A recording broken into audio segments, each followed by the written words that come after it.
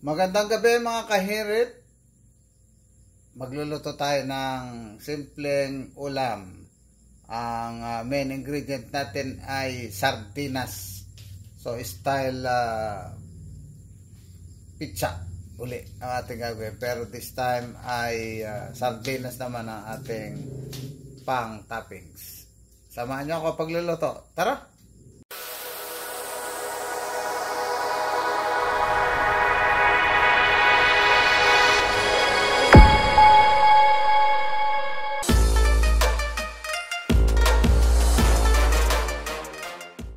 Keso. Yung isa ko po, yung akin po may bahay. Wala kang kahilig-hilig dito sa sardinas. So, unahin natin ng itlog. 3 itlog.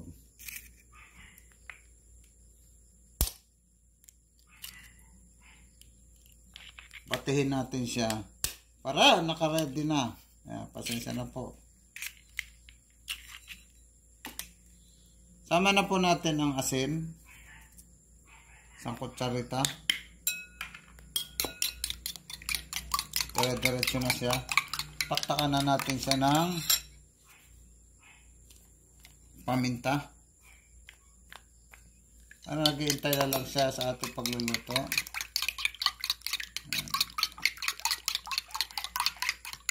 Konting asin. Tapos pampakulay ay hindi ko na ipakita sa ingredients. Konti lang. Toyo. Kung wala po kayong toyo, edi mas masarap po ay oyster sauce. Yan, may kulay na siya.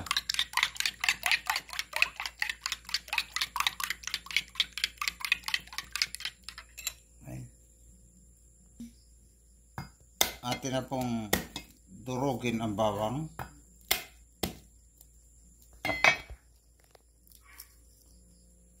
Ang gusto ko sa bigla ang pagluluto.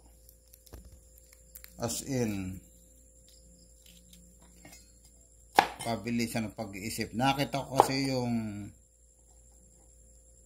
keso tsaka yung yung Del Monte. Ay, pasensya na po yung gagamitin daw nila ito sa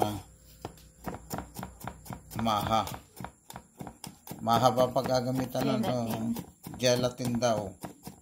Sensya na po sila.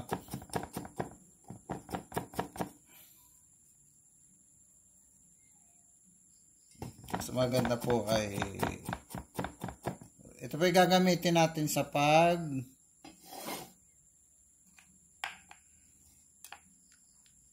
gigisa ng ating toppings ng omelette pizza.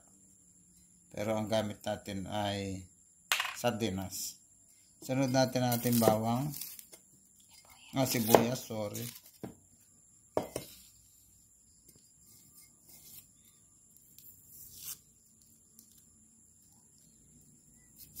Ito, magluluha na naman kami nito. At pinakamahirap dito yung malanghap mo. So, bali dalawang ating gagawin sa sibuyas uli. Yung onion rings natin siya. At saka yung gagamitin sa paggigisa.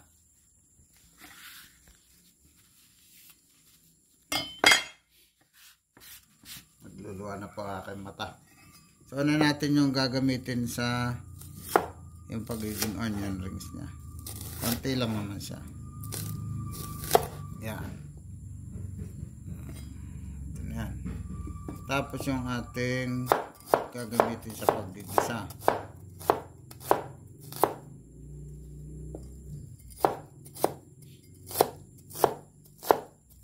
Sabi nila pag daw nag-ano ng sibuyas, wag hihinga. Problema, napakatagal bago matapos to. Ede hihinga ka talaga. Pag hinga mo, yung pasok sa yung sa baga mo yung strong ng sibuyas, yun ang masakit sa mata. Para kang nag-welding na naamoy mo yung fumes ng welding. Right. Ayan, nagsisingot-singot na po ako dahil sa aking ginawa. Pause mo. Pindutin. Saan? Ito.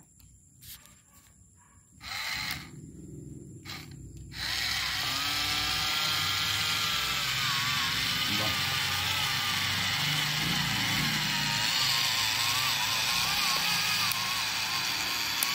Ba? Teka.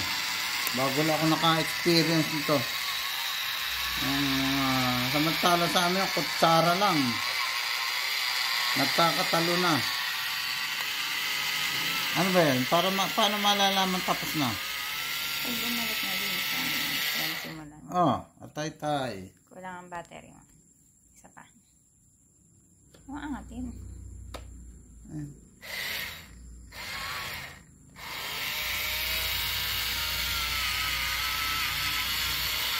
Saan ba yan?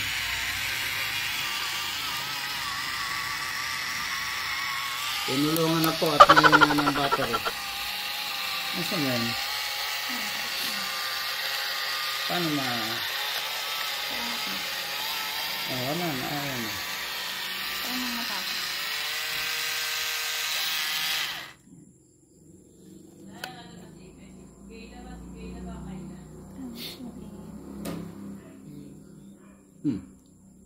Ayan. Ayan, kulang kasi ang battery. Kaya ayan po nangyari. Naka, delikado pa. Ayan, i-pause mo. At tatapos na rin po. Ayan, tapos na rin po ang pagkakat. Meron pang kaunting nakadikit. So, set aside natin siya.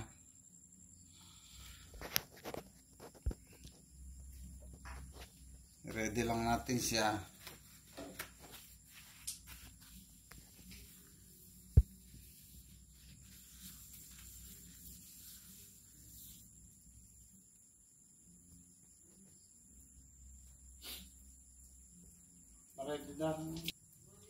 Harang tayong kawali. Konting mantika.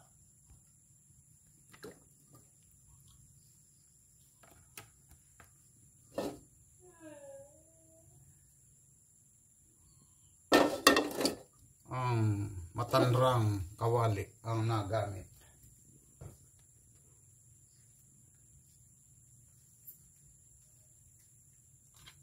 Gisa tayo ng bawang at sibuyas. Unahin natin ulit ang sibuyas.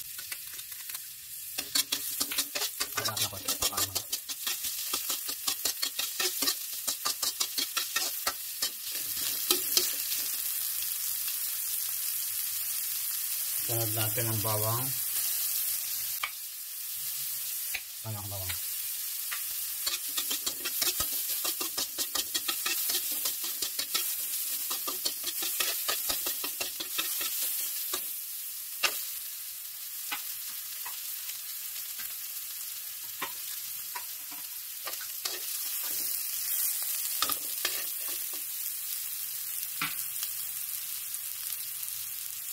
Kabidi pa ba yan?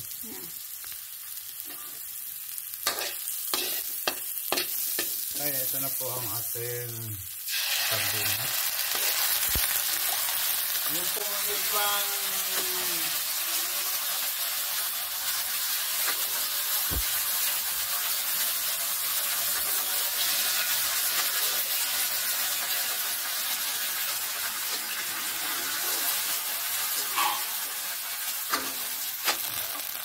yung iba niyang sauce, hindi ko na isama kasi lalabsa yung ating pizza.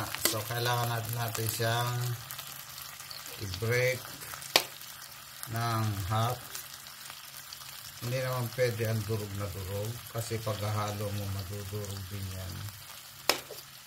So, hati lang natin siya in half. Sideways or bahala kayo kung paano nyo hatiin.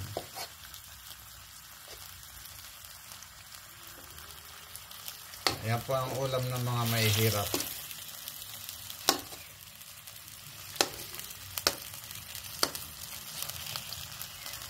Ayun, may na po ng ano, ng mga puting ni Ate Dara.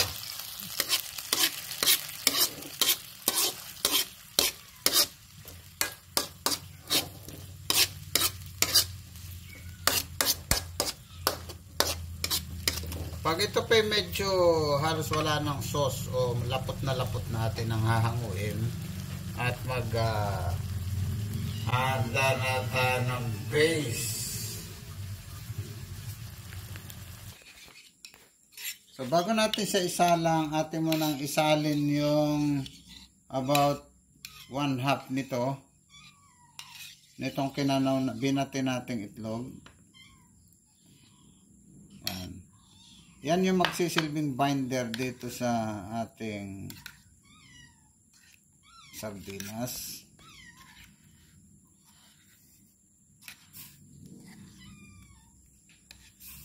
Tapos lalagyan natin ng harina yung other half ng ating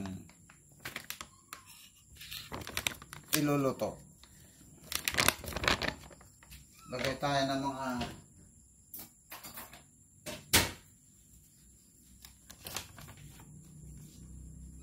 ayos na siguro yan. O, dalawahin. O, isa't kalahati.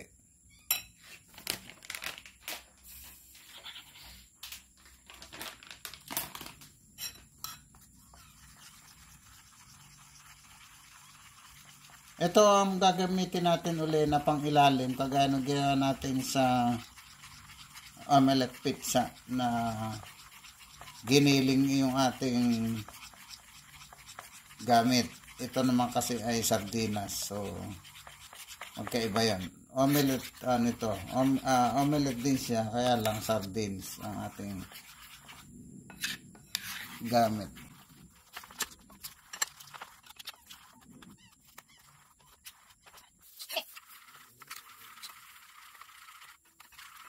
Yan. Wala ho kasi kami electric mixer. Meron na natin daray maliit. Kaya lang tinamad na akong ihanda.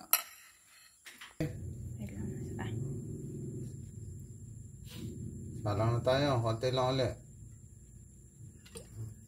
Hindi naman natin hinugasan ng dishwashing liquid o ano itong ating kawali. Iwas tayo sa pambutas sa ating ozone layer. Kasi dati 2018 sinlaki na rin ng Texas yung butas ng ozone layer natin. So nag-ano lang tayo para huwag makakontribute sa pagkasira ng ating ozone layer. So mahina lang po ang ating gatong para huwag masunog yung ating base.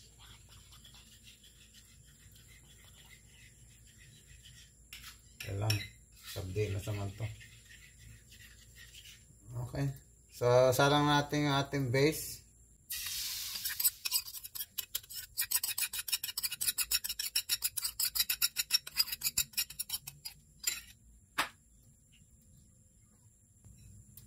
Atin ho siyang ikalat ng konti.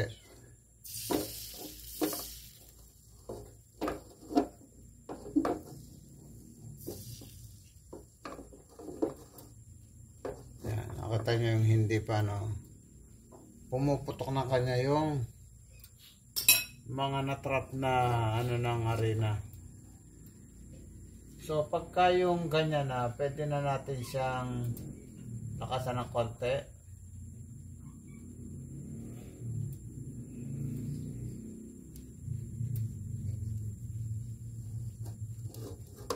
Yan po ang ating no-bake pizza ala pahirit. Yan.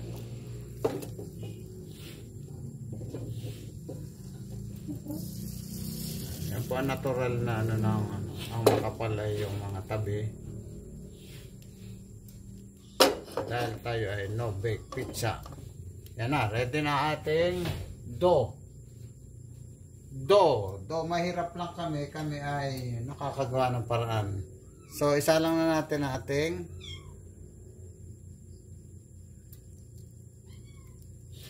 sardinas. Yan, sarap. Sa mga hindi kumakain ng sardinas, ay pasensya na po kayo. Mag-aral kayong kumain ng sardinas. Sa mga kumakain naman, yan po ang isang additional natin recipe.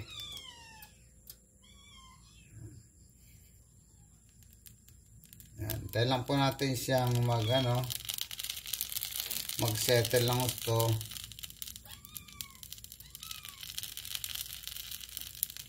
Habang ating inaayos yan, iuhulog na natin ang ating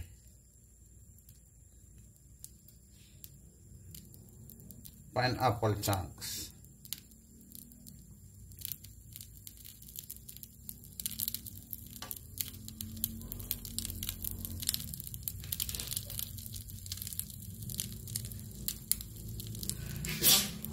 Tayo tayo dyan.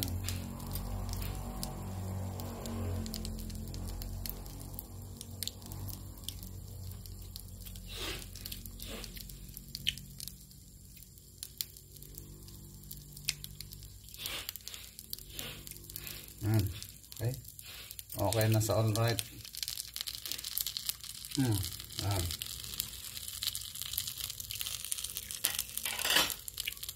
Tapos lalagay na po natin ang hatching. Makapatay kami sa hatching. Lalagay natin, wala akong available na puting puting patay tayo sa hatching. Ito po, meron po ritong may runny nose na may allergic rhinitis. Yan. Yan po ating onion ring.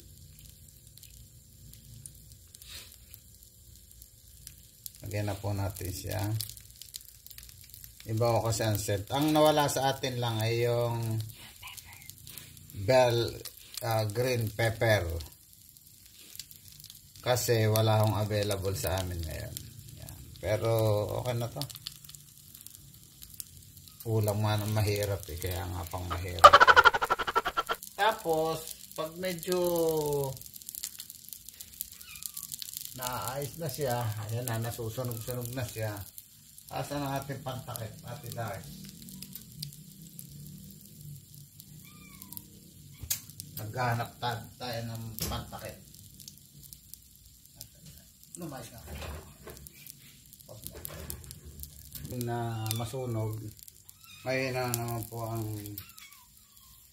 gatong. So, para maganda kanyang luto, atin na muna siyang takpan.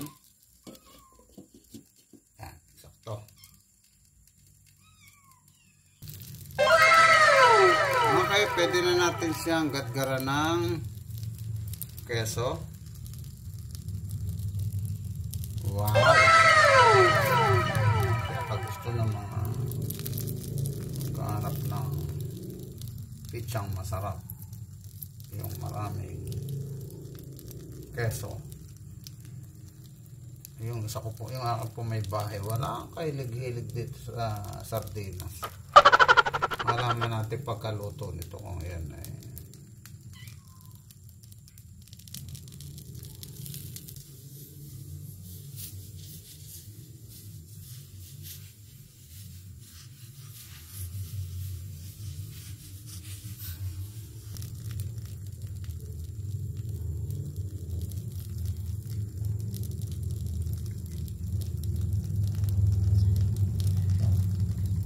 Harap. Yan. Masusunog po ng konti yan. Masana yung ating sinse.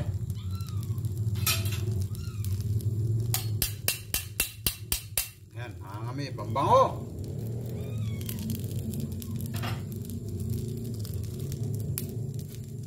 Tingnan ko po yung likod at baka wala na tayong okay. Ayos pa naman eh. Talaga no bake na eh. Yan.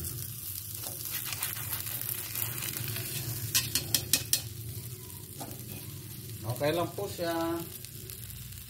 Tapos takpan ulit natin siya. Inihanda ko lang po yung paglilipatan. Patay pa ko dyan.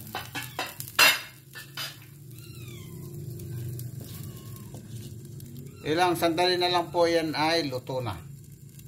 Wait na po natin ang pagsasalin. Ito na siya.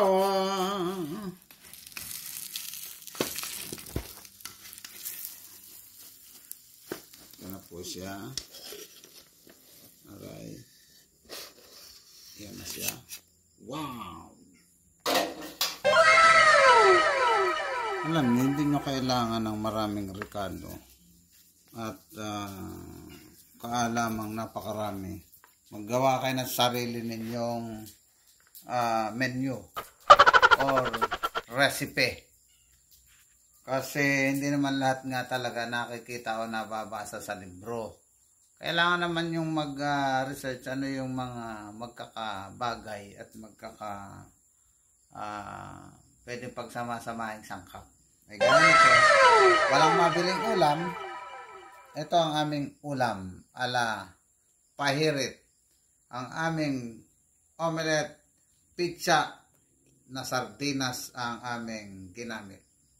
So lagi lang tatandaan, there's no all-in-one book. Matutong magtanong, matutong mag-usisa, matutong manood at matutong makinig dahil hindi lahat ay mababasa o makikita sa libro. Kain na po!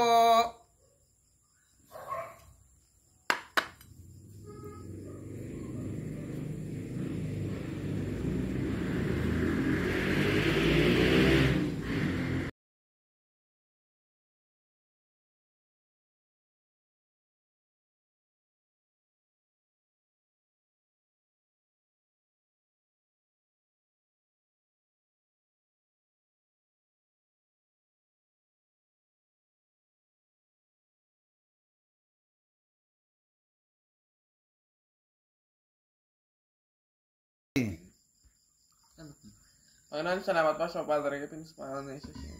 Ano ang pizza? Okay. Kaya na tinidor. Kain na po!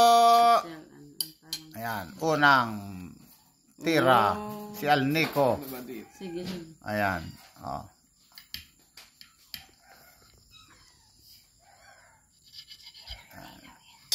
Wala po kasing oven kaya medyo basa yung ibabaw. Kain na na. Tinan mo, may nasala pa. Yung anin, Eloy. Paling ang kamay ni Alnico. Yan po ang pizza na naiulam. Hindi minimerienda. Oh, Ayan, napakadampot mo yun sa kuhan Kuya Eloy. Tayo dyan. Sasabihin mo kung matabang o ano. Matabang ba? Hindi. Abang. Okay.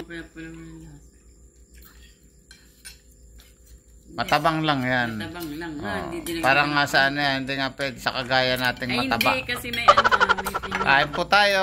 Magandang gabi. May pinya, hindi dinagdagan ng Si Tagyawat. Yun naman isa si Bulutong. Ito naman isa si Balbas. Ito isa si Timpang. Yan po aking mga mahal sa buhay. Ayan.